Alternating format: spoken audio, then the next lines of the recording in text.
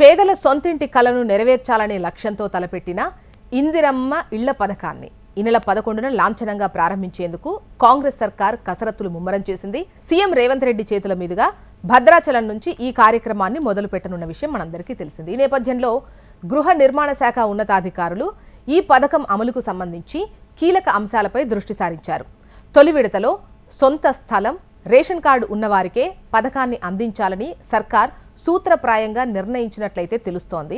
రెండో దశలో స్థలం లేని వారికి స్థలం అందించి ఆర్థిక సాయం ఇవ్వనున్నట్లు సమాచారం. మొత్తంగా వచ్చే ఆర్థిక సంవత్సరంలో నియోజకవర్గానికి 3,500 చొప్పున 119 నియోజకవర్గాలకు 4,16,500 ఇండ్లు మంజూరు కానున్నాయి.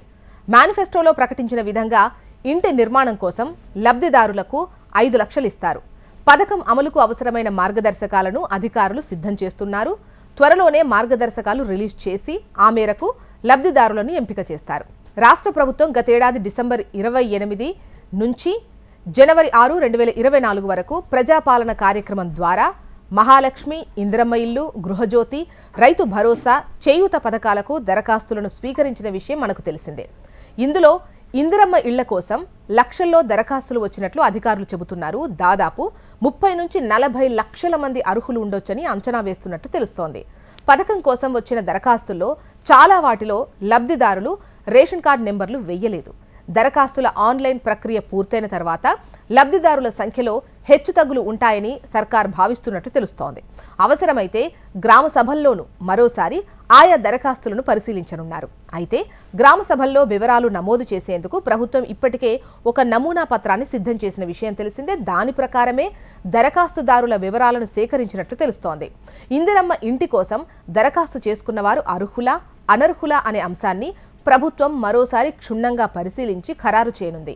మార్గదర్శకాల విడుదల అనంతరం ఇందుకోసం క్షేత్రస్థాయి పరిశీలన చేయాలని నిర్ణయించింది.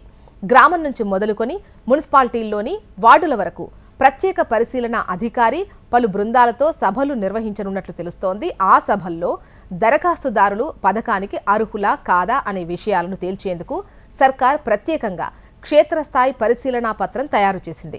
అందులో దరఖాస్తుదారు ఆధార్, రేషన్ కార్డు నెంబర్లను అడిగారు. దీని ప్రకారం ఇందిరమ్మ ఇల్లు పొందాలంటే ఖచ్చితంగా ఆహార భద్రత కార్డు ఉండాల్సిందే అని స్పష్టమవుతోంది. దీంతో పాటు దరఖాస్తుదారు గ్రామంలో ఎప్పటి నుంచి నివాసం ఉంటున్నారు అనే అంశాలను కూడా పరిగణలోకి తీసుకుంటారు. దరఖాస్తుదారులు అర్హులై ఇంటి స్థలం ఉన్నవారైతే ఆ స్థలం సొంతందా, డీఫామ్ పట్టానా లేదా పూర్వీకుల నుంచి వచ్చిందా అనే వివరాలు సేకరిస్తారు. ఇంటి స్థలం లేనివారు స్థలం ఇవ్వాలని కోరేలా పరిశీలనా పత్రంలో ఆప్షన్ పెట్టారు. సిమెంట్ రేకుల షెడ్ ఉన్నవారు దరఖాస్తు చేసుకుంటే అనర్హులుగా పరిగణిస్తారు. కాగా ఈ మొత్తం ప్రక్రియ కోసం గ్రామస్థాయి సిబ్బందిని వినియోగించుకోవాలని నిర్ణయించినట్లు తెలుస్తోంది.